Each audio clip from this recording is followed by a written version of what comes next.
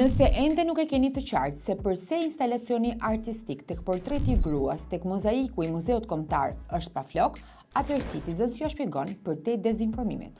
Më 12 nëntor, artistja Blerta Kambo prezantoi instalacionin artistik Dielli i ditës tjetër. Vepra u keq interpretua në opinionin publik, duke u lidhur me një lloj përfaqësimi të komunitetit LGBT, dhe për këtë arsye artistja u vuni në qendër të komenteve denigruese. Por e vërteta qëndron ndryshe.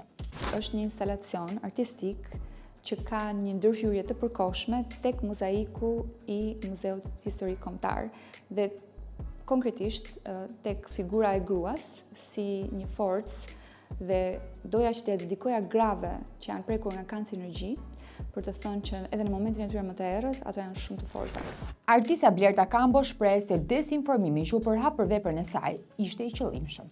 Ajo thot me keqardhje se kjo qasje ja dëmtoi kauzën. Por sidoqoftë, mesazhe solidariteti nga gra të ndryshme duket se i kanë dhënë mbështetjen për të përballuar këtë situatë. Keq kuptimi ka ndodhur për shkak të rrethanave, mendoj, për shkak të disa individëve që unë konsideroj pseudopatriot, të cilën ka patur nevojë për një argument për të bërë buj në rrjet dhe kanë tjetërsuar, kanë trilluar dhe kanë shpifur një historik krejt të pavërtet që në fakt përdos të gjithë të betej për mendimin tim të grave të prekura nga kancerologi.